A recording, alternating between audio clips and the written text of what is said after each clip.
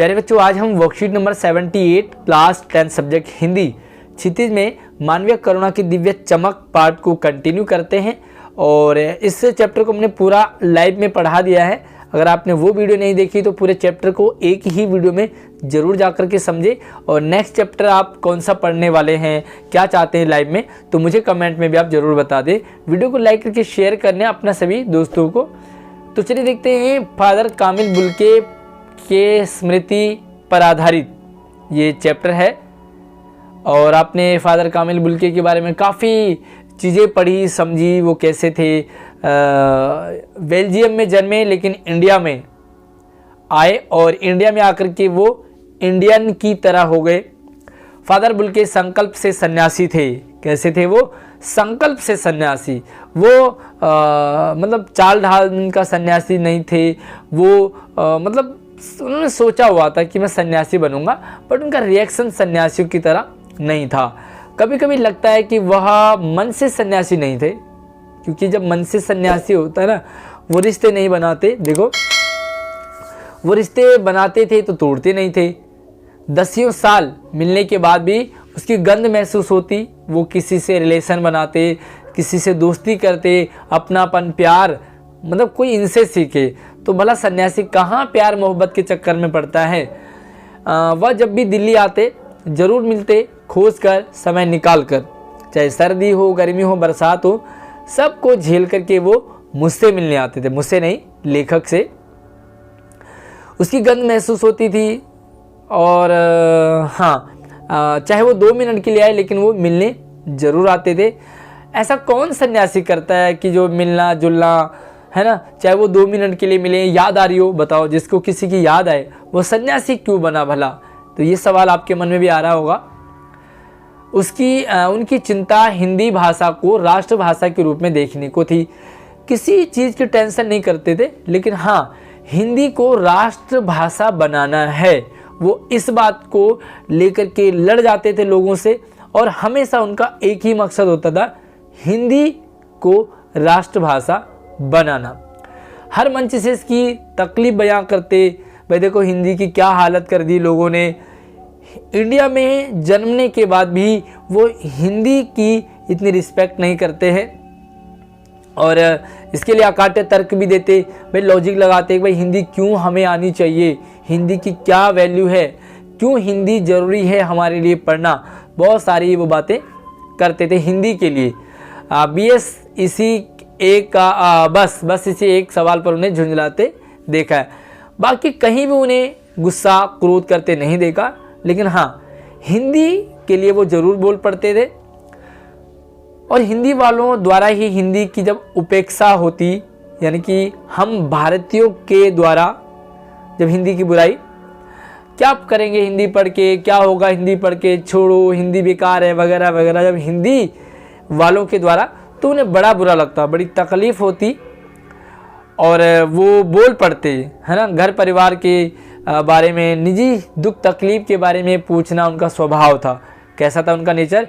हर किसी के बारे में पूछते, स्वभाव, घर परिवार और हालचाल ठीक है, घर में सब ठीक है, और क्या चल रहा है, सारी बातें वो पूछते रहते थे। उनका नेचर था ऐसे। और बड़े से बड़े दुख में उनके मुख से सांत्वना के जादू भरे शब्द सुनते। मतलब बहुत बड़ी प्रॉब्लम आई है, बहुत बड़ी मुसीबत आई है, लेकिन वो कहते हैं टेंशन फ्री रहो, हो जाएगा हो जाएगा हो जाएगा। और रियलिटी यही है भाई, टेंशन लेंगे तो टेंशन से काम थोड़ी ना बनेगा भाई, तो रिलैक्स रहो, उनका कहना था। हाँ, जो किसी गहरी तपस्या से जन्मती है, वो रिलैक्स फील करवा देते थे। अपने मुंह से सिर्फ रिलैक्स बोलते थे। हर मौत दिखाती है जीवन की नई राह। और इनके फैमिली में कुछ ट्रेजेडी हुई, इनकी पत्नी, इनके बच्चे नहीं हैं, तो कहते कि हर मौत नई राह दिखाती है।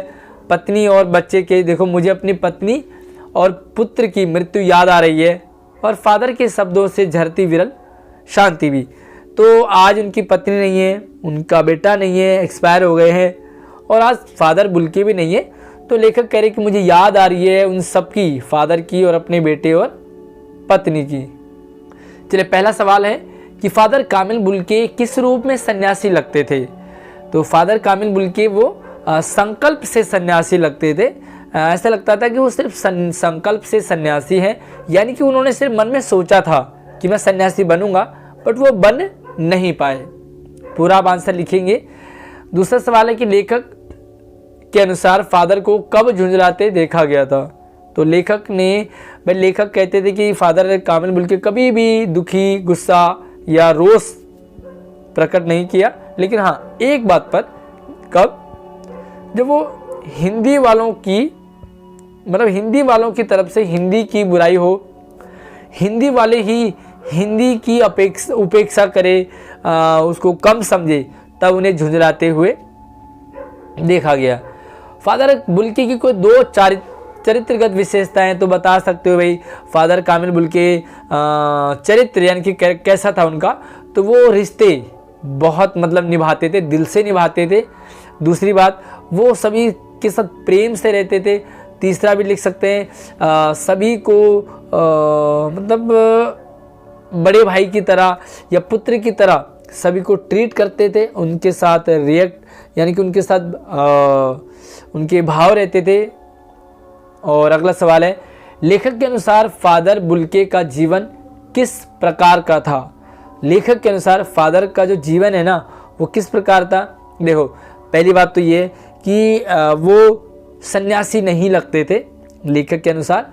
दूसरी बात, वो रिश्ते निभाना जानते थे हमारे बुल्के साहब।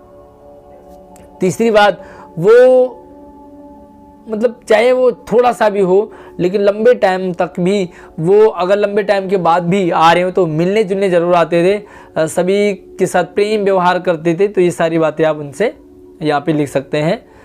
और फादर बुल्के को हिंदी के बारे में क्या चिंता थी, तो लिख सकते हैं आप कि फादर कामिल बुल्के को हिंदी को राष्ट्रभाषा बनाना था, इसलिए वो हर संभव प्रयास करते थे कि हिंदी राष्ट्रभाषा बने।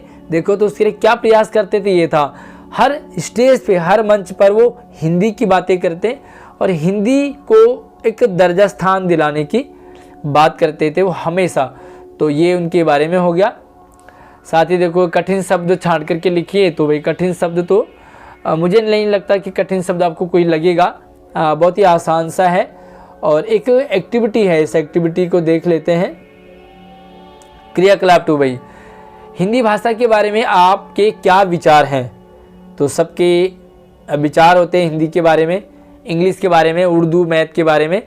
तो देखो, अभी हिंदी के बारे में आप क्या सोचते हो, क्या थिंकिंग है आपकी, हिंदी क्यों ज़रूरी है, या हिंदी को आज लोग उस भाव से नहीं देखते हैं जिससे देखना चाहिए, क्या कारण है।